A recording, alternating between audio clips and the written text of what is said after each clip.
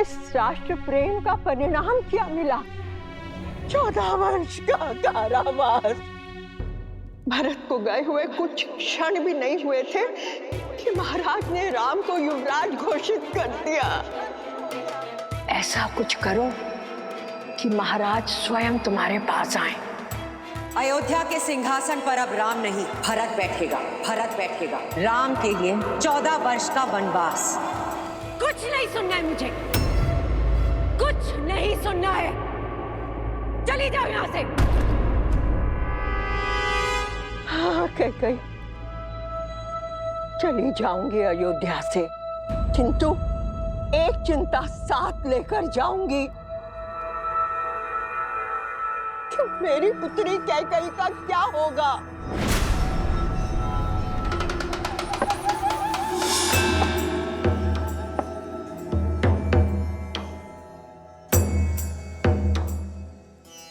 लौट आया है राम।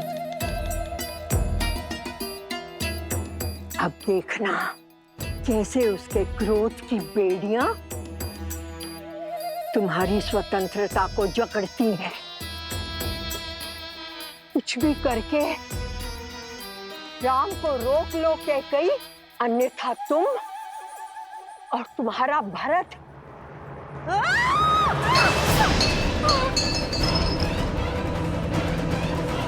जिस पुत्र मोह और जिस संबंध के कारण तुमने मेरी स्वर्ग जैसी अयोध्या को नर्क बना दिया, आज उस संबंध को तोड़ता हूं मैं रघुकुल कुमार भरत तुम्हारा परित्याग करता हूं कैकई। पत्थर पर भी वर्षों तक जल पड़े तो उसका आकार बदल जाता है, किंतु तुम, इतने वर्षों में भी तुम्हारे भीतर का विष कम नहीं हुआ। तुम दंड की नहीं, श्राप की अधिकारिणी हो। मेरी स्वर्ग जैसी अयोध्या पर नर्क की छाया हो तुम। नहीं। मेरे घर परिवार पे जो विष के मेघ बरसाए हैं तुमने, उसके लिए आज मैं कैकई तुम्हें श्राप देती हूँ कि आज से तुम्हारा नाम पाप, बुराई, अधर्म और अंधकार से ही जोड़ा जाएगा।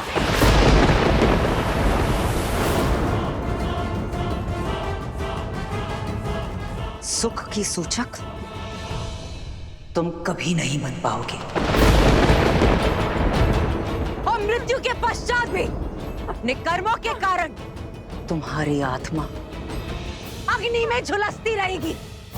श्राप है मेरा तुम्हें, सदैव झुलसती रहेगी।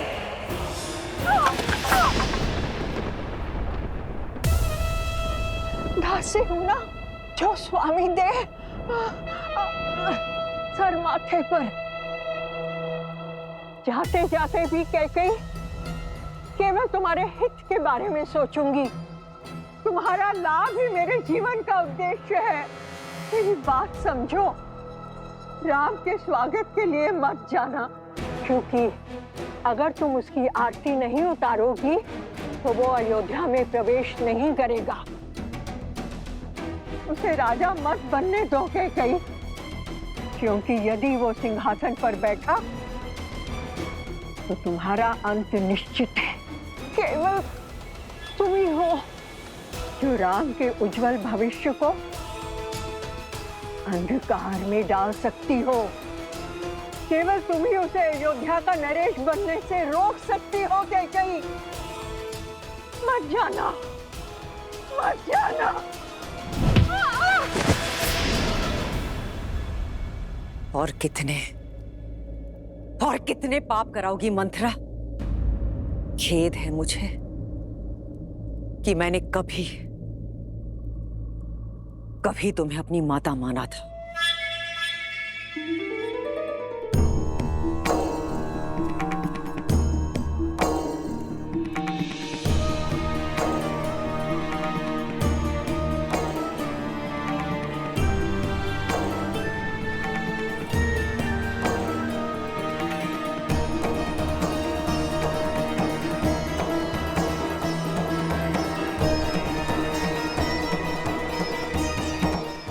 कटुवाणी ने कुछ तो शुभ कार्य किया तुम्हारे मन को मैं समझती हूँ कैकई। इस पाप की कोठरी में मेरे दुष्ट भाव ने तुम्हें डाला था, किंतु मैं जानती थी कि मेरे कटु वचन ही तुम्हें इससे बाहर निकालेंगे। कैकई की दृष्टि में दोषी बनकर मैंने राम काज पूर्ण कर दिया। हे प्रभु, क्षमा तो दे चुके हो, अब दया दृष्टि दीजिए प्रभु।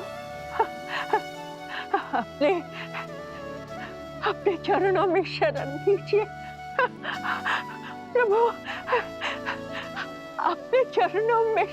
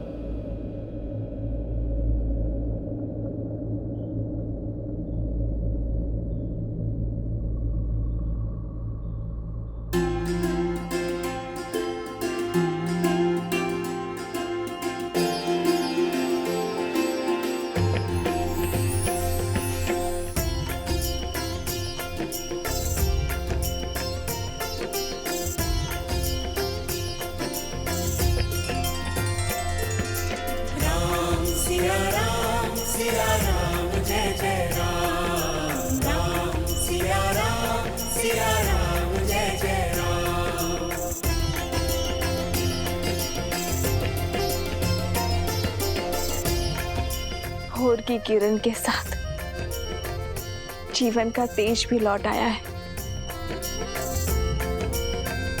कैकई माता आ गई है आर्य।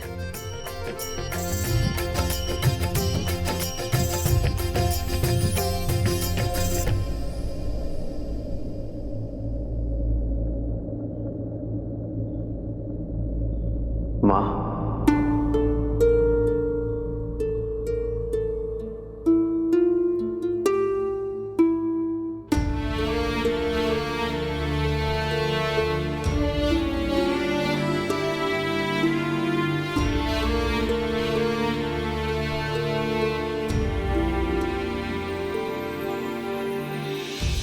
ग्लानि के आंसू है गंगा जल, कह के प्रभु करते अभिनंदन।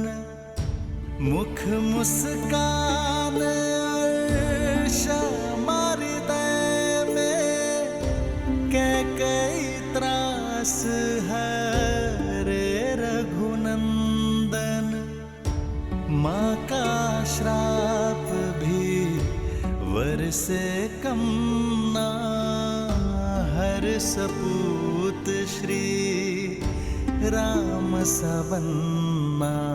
राम मेरे राम, मेरे राम, मेरे राम, राम प्रभु राम श्री राम।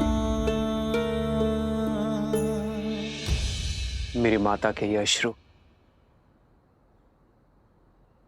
मेरे लिए पवित्र गंगा जल से पावन है। इन अश्रु को हाथों में लेकर ब्रह्म हत्या का पाप मेरे हाथ से धुल गया। माँ, आशीष नहीं देंगी माँ?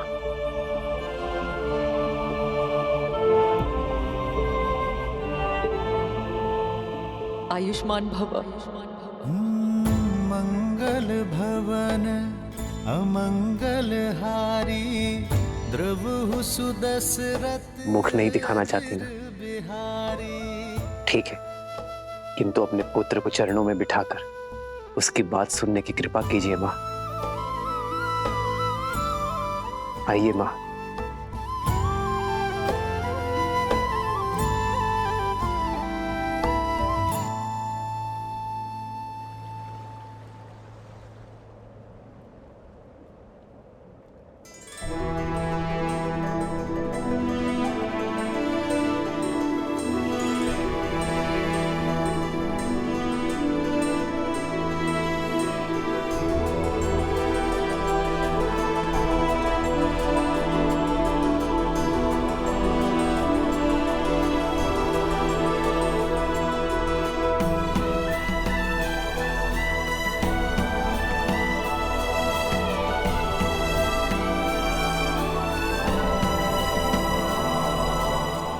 बैठिए मां।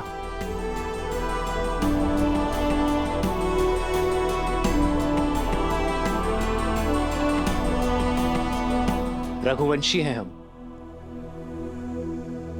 वो वंश जिसका इतिहास धर्म, वीरता और समर्पण की नींव पर रखा गया है, और जिनसे हमें यह नाम मिला वो पितामहों के पितामह महाराज रघु एक महान योद्धा थे। स्वयं देवताओं ने उनके सत्य और शौर्य की प्रतिमा को स्वीकार किया है। महाराज भागीरथ जो अपने पूर्वजों के तर्पण के लिए स्वयं शिवलोक पहुंच गए,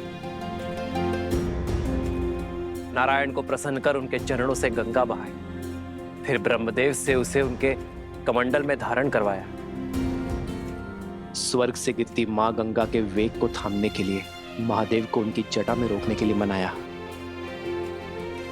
महादेव की जटा से गिरती धरा को भारत में लाने के लिए स्वयं अपने नखों से नहर खोदी, और महाराज दिलीप की धर्म की कहानियों से तो स्वयं इंद्रलोक भी अछूता नहीं है। आपके पति मेरे पिताश्री महाराज नेमी, उन्होंने 10 दिशाओं में युद्ध लड़ा, देवासुर संग्राम लड़ा, और महाराज दशरथ कहलाए। मेरे सभी पूर्वजों ने संसार में रघुवंश की कीर्ति का ध्वज लहराया है, धर्म को स्थापित किया है। अयोध्या के सिंहासन पर अब राम नहीं, भरत बैठेगा, भरत बैठेगा।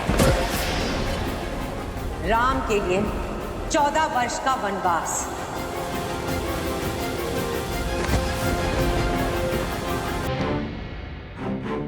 पर सोचिए मां, इतने प्रतापी योद्धाओं में से किसी ने दक्षिण की ओर प्रवास करने की इच्छा नहीं की, किसी ने वहां धर्म का ध्वज नहीं लहराया। वो अवसर मुझे मिला मां, मुझे, और वो अवसर मिला आपके कारण। यदि आप मुझे वन में ना भेजती तो रावण का अंत कैसे होता मां? संसार में मर्यादा और धर्म की स्थापना कैसे होती? यदि आप ना होती तो इतना बड़ा समाज, मेरे वानर वीर, रीछ, असुर, ये सभी धर्म और ज्ञान की गंगा से वंचित रह जाते मां। मां, यदि आप ना होती तो समस्त दक्षिण आज उत्तम धर्म का सुख नहीं भोग पाता मां। मां, आपका दिया ये वनवास समस्त आर्यवर्त के लिए वरदान बना। वो आप ही थी जिन्होंने महाराज दशरथ से लड़कर हम भाइयों को गुरुकुल भेजा। मां, वो आप ही थी जिन्होंने रावण का अंत और मर्यादा की स्थापना का आधार रखा। ये जो मेरे मित्र हैं, मेरे सहायक, मेरे वानर वीर, जिन्होंने मेरी रक्षा की, ये केवल मेरा राज्य अभिषेक देखने नहीं आए हैं मां, केवल यहां भोज खाने नहीं आए हैं। ये उस माता के दर्शन करने आए हैं जिन्होंने 14 वर्ष का एकाकीपन काटकर भी अपने पुत्र को समाज और धर्म की रक्षा के लिए भेजा। जिसे आप अपराध समझ रही हैं, वो मेरे वानर वीरों के लिए उद्धार बना। इतना घोर लांछन सहने पर भी आपने संसार में मर्यादा और धर्म की स्थापना में योगदान दिया है मां।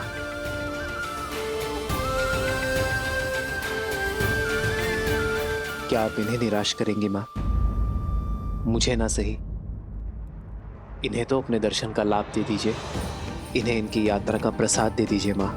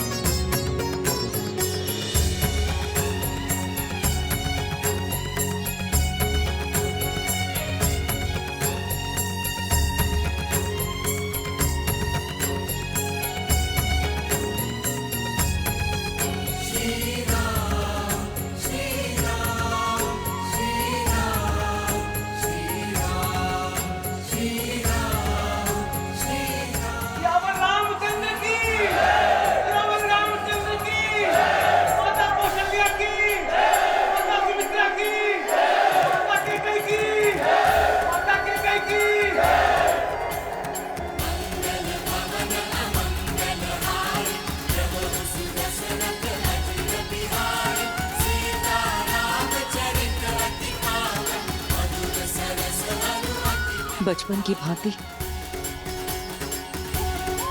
इस बार भी मुझे मना ही लिया तुमने।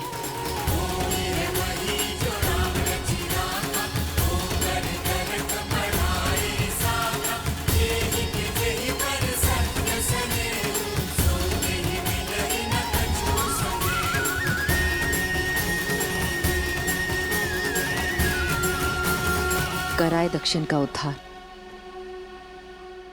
किंतु अब मेरे राम को राजा बनना होगा। अयोध्या को, अपनी प्रजा को आगे ले जाना होगा। अपने वंश को आगे बढ़ाना होगा राम। इस राज्य का उद्धार करना होगा।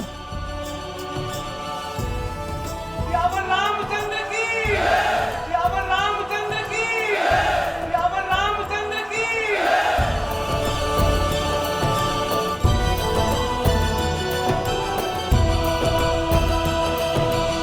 यहाँ के मन से दुख के बादल छट गए और मेरा परिवार पूरा हो गया। राम, सीता, तुम दोनों अंधेरे जीवन में प्रकाश का दीप हो, दुखियारे जीवन में सुख और प्रीत हो। पुत्र की विजय पर माता का मुख उत्साह से दमकता है।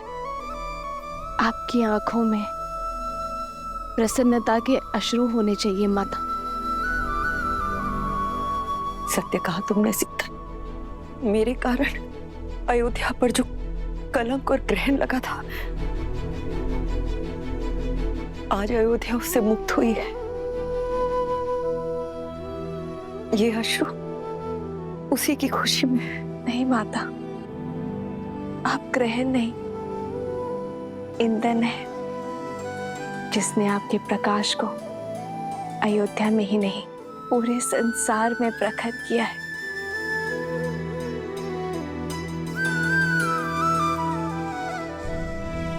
भरत भैया, सबके मन हल्के हो गए हैं। अब आप भी अपने मन का भार उतार दीजिए। नियति के लेख का दंश माता को मत दीजिए भैया। क्षमा कर दीजिए उन्हें।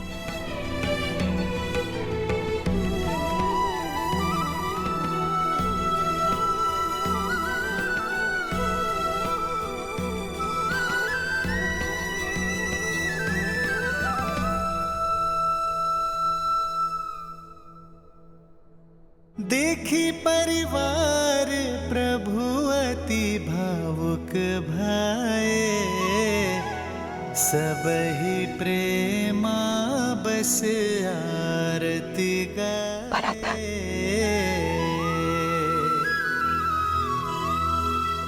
आगे सिया रामा सुख पाए, मनहु मोह माया मिटाए।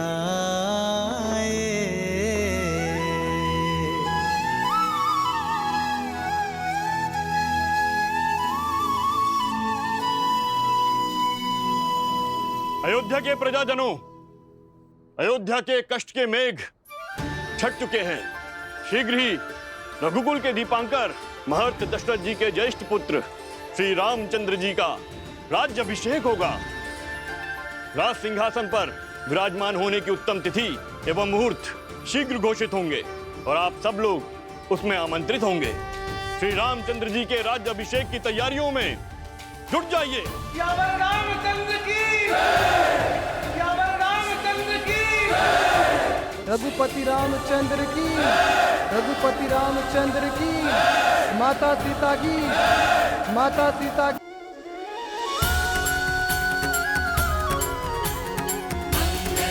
जय श्री राम, जय श्री राम, जय श्री राम, जय श्री राम।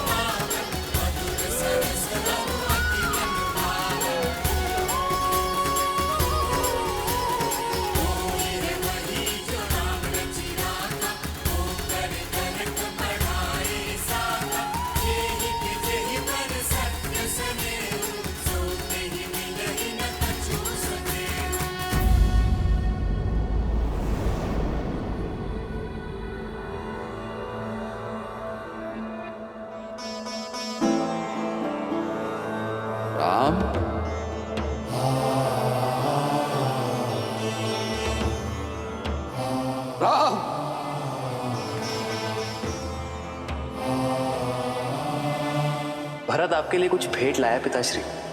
मेरे पुत्र में इतनी अद्भुत प्रतिभा है, आशा करता हूं बाण भी उतने ही वेग से चलाते होंगे।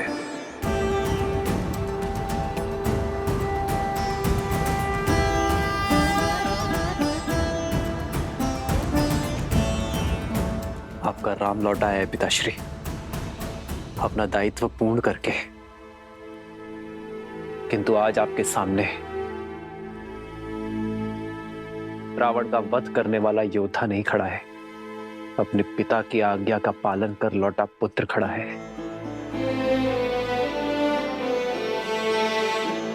एक बार आपने कहा था कि पिता के आदेश केवल शब्द नहीं होते, वो कुल का आदर्श स्वप्न, यश, प्रतिष्ठा और सम्मान की धुरी होते हैं। आपने सत्य कहा था पिताश्री। इस यात्रा में मैंने जाना कि एक पुत्र पिता की संपत्ति, धनराज्य सब अर्जित कर सकता है, किंतु अमूल्य भेंट, वो विश्वास, वो मूल्य है जिन्हें उसके पूर्वजों ने स्थापित किया और पिता ने प्रमाणित किया। रघुकुल रीत सदा चली आई, प्राण जाए पर वचन न जाए। ओ रघुकुल रीत सदा चली आई, प्राण जाए पर वचन न जाई।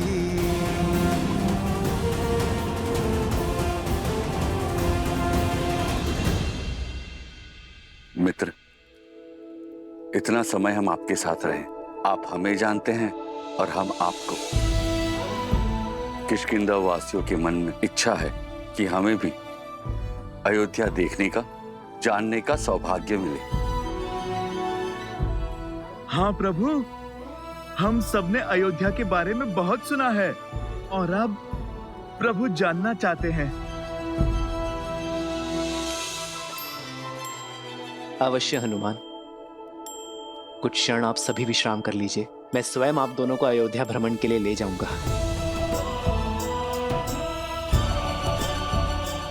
14 वर्ष बीत गए, मैंने अपने राज्य का भ्रमण, अपने अयोध्या के दर्शन नहीं किए। महर्षि मुग्दल के स्वागत के साथ अयोध्या भ्रमण भी हो जाएगा। दीदी,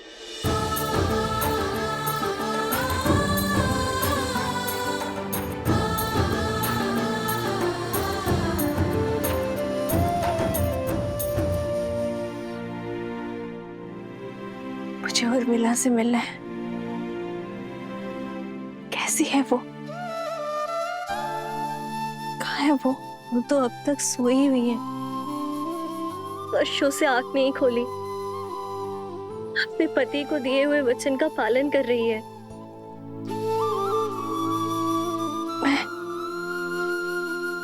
मैं देखना चाहती हूँ उसे, अभी इसी क्षण। मुझे ले चलो उसके पास। हाँ। रुक जाओ सीते,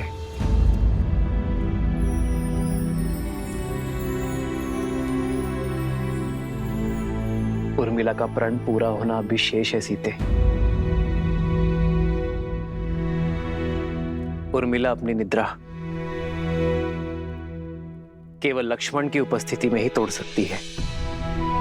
जाओ लक्ष्मण, और जाकर अपनी पत्नी से मिलो। तुम्हारे और उर्मिला के सम्मिलित प्रण के कारण ही मेरा और सीता का प्रण पूरा हो पाया है।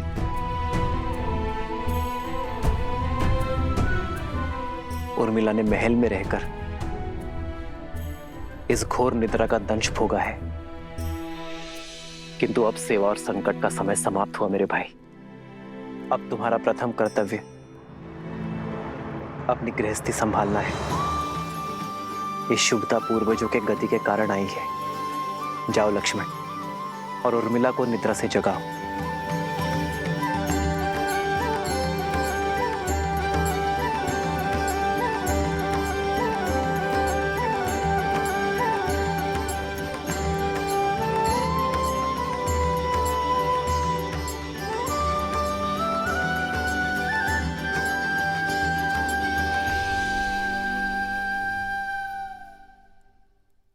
14 वर्ष तक मैं आपकी नींद लेती रहूंगी ताकि आप 14 वर्ष तक बिना सोए अपना धर्म निभा सके।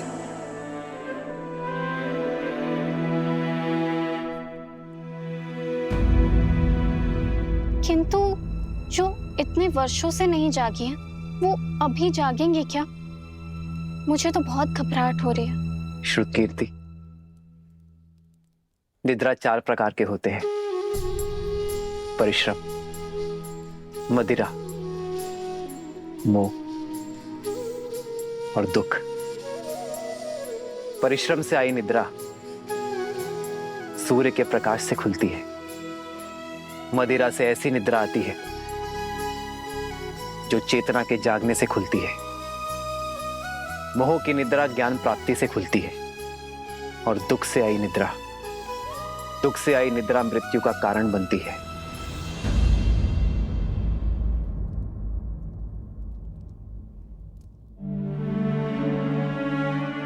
मैं जहां पर भी रहूं आर्य, मेरा मन सदैव आपके पास ही रहेगा। मेरी केवल एक ही इच्छा है आर्य, कि मैं जब भी अपनी आंखें खोलूं केवल आपको देखूं।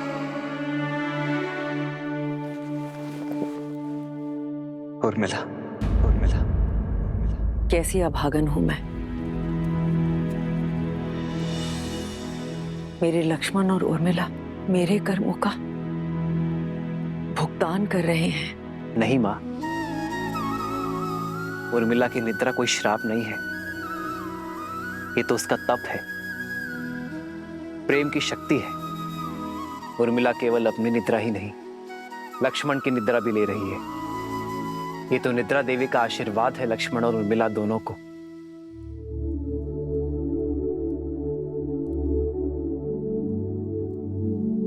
देखिएगा मां, लक्ष्मण के बुलाते ही उर्मिला अपनी निद्रा से जाग जाएगी। उठो उर्मिला, आंखें खोलो, देखो, मैं आया हूं।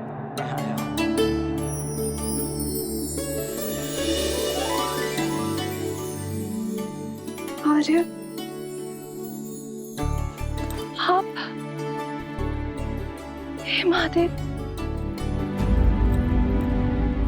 आपके वनवास के प्रस्थान का समय हो गया। आपके प्रस्थान हेतु सहायता करने के बजाय अपनी निद्रा पूरी कर रही थी। क्षमा कीजिए आर्य। कैसी क्षमा उर्मिला, अब किसी को कहीं नहीं जाना है। पर पिताश्री का वचन और राम भैया का प्रण पूरा हुआ उर्मिला। भैया का भी और तुम्हारा भी। अब एक प्रण मेरा है। जहां भी रहूंगा सदा तुम्हारे साथ रहूंगा। तुम्हारे प्रेम के सबल ने मुझे बहुत बल दिया है उर्मिला। इसके लिए बहुत बहुत धन्यवाद, कोटि कोटि धन्यवाद।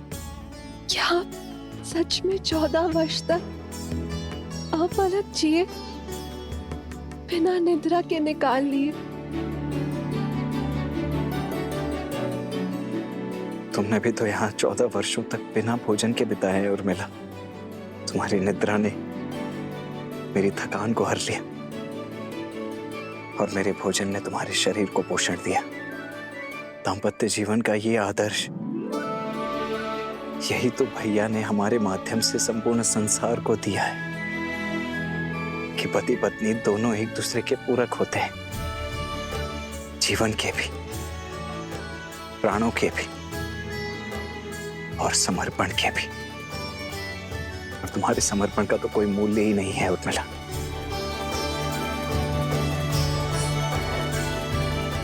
अब चलो, पूरा परिवार, समस्त अयोध्या और विशेषतः भाभी माँ तुमसे मिलने के लिए अत्यंत व्याकुल है। मैं भी आ रही हूँ। आओ। दीदी,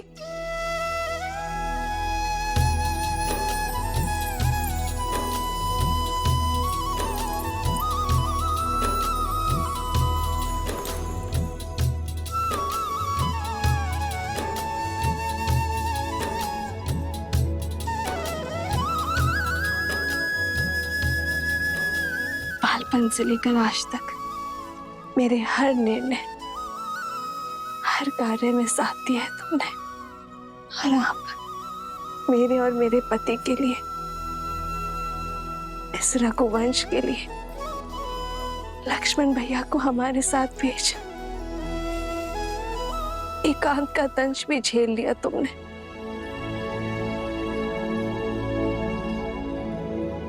ना जाने ये ऋण कैसे चुका पाऊंगी मैं। और अब तुम मुझसे छोटी नहीं रही उर्मिला, तुम इस संसार के सबसे बड़ी सतियों में से एक हो। मैं वो चंद्रमा हूँ जो अपने दीदी के प्रकाश से तेज पाता है। मैं आपसे कभी बड़ी हो ही नहीं सकती दीदी। और रही बात बहनों के बीच, ऋण की बेड़ी नहीं, आलिंगन का बंधन होता है।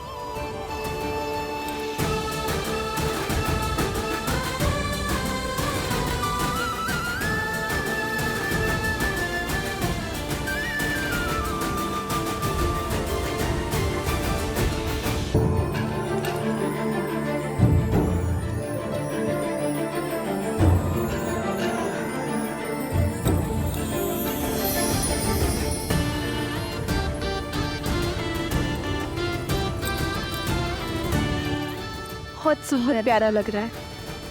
ये कैसा है दीदी? अरे तुम सब यूं ही अब तक बातें कर रही हो। ऋषि मुद्गल के स्वागत की तैयारियां करनी है, वो आते ही होंगे। जी माता, वर्षों बाद बहनों से मिली तो कुछ स्मरण नहीं आया। मैं समझ सकती, जो पीड़ा तुम सबने भोगी है वो मेरे कारण ही तो है। नहीं माता, जितना कष्ट हमने सहा उससे कहीं अधिक आपने सहा। और शारीरिक कष्ट से कहीं अधिक मानसिक कष्ट होता है माता।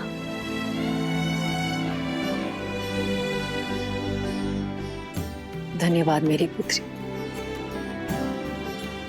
किंतु अब कष्ट के और पीड़ा के दिन समाप्त हुए। प्रसन्नता से ऋषि मुद्गल का स्वागत करते हैं, उनसे उपदेश लेते हैं। जो कष्ट और पीड़ा मेरे पुत्रों ने भोगी, वो मेरे पोतों को ना भोगनी पड़े।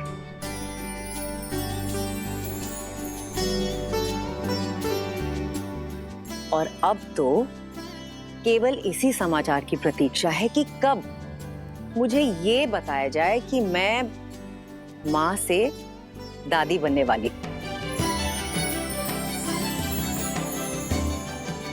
अरे तुम सब यूं ही शर्माती रहोगी या चलोगी मेरे साथ? शीघ्र चलो और गुरुजी का आशीर्वाद लो।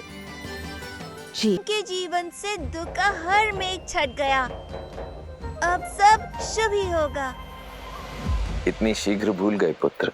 धूप छांव दिन रात की भांति ही अच्छाई और बुराई भी सदा साथ ही रहते हैं। दीपक की आवश्यकता तो वहीं होती है जहां अंधकार होता है और लोग जलते हुए दीपक के प्रकाश में उसके नीचे पसरे हुए अंधकार को देखना भूल जाते हैं। जब सामने सब उचित प्रतीत हो रहा होता है, तभी पीछे से बुराई अपने पंख फैला रही होती है। अर्थात दुख की धूप हो या सुख की छांव, सदा सतर्क रहो। हाँ पुत्र, जब भी हम जीवन में कोई शुभ या मंगलमय कार्य करें, तब हमें अतिरिक्त सावधानी और सतर्कता बरतनी चाहिए। सत्य और धर्म की क्षमता पर विश्वास रखते हुए अपने तन मन को और अधिक दृढ़ करना चाहिए। प्रिय गणेश, वो देखो, श्री राम उसी योजना का शंखनाद कर रहे हैं। राम राज्य की स्थापना का आरंभ कर रहे हैं। नर रूप में नारायण को प्रत्येक समस्या का सामना करना होगा, हर कठिनाई का हल खोजना होगा, राम राज्य की स्थापना करनी होगी। ऋषिवर, मैं जानता हूं आप सबके मन में क्या चल रहा है, किंतु जो होना है वो अवश्य होगा। 2 दिन बाद शुभ मुहूर्त है और ये राज्याभिषेक के लिए सबसे शुभ है। श्री राम, भगवान सूर्य के आशीर्वाद से सूर्यवंश के अगले सिरमौर आप ही होंगे। आपने वन भ्रमण के समय जो ज्ञान और अंतर्दृष्टि अर्जित की है, उसको अपने साम्राज्य में उपयोग करने का समय आ गया है। दया, दंड और दर्शन, इसको अपना शस्त्र बनाइए। श्री राम, आपके मार्गदर्शन से जगत कल्याण की ओर अग्रसर होगा। सभी आशान्वित हैं कि आप एक आदर्श स्वराज की स्थापना करेंगे और संसार के लिए शुभता का मार्ग प्रशस्त करेंगे।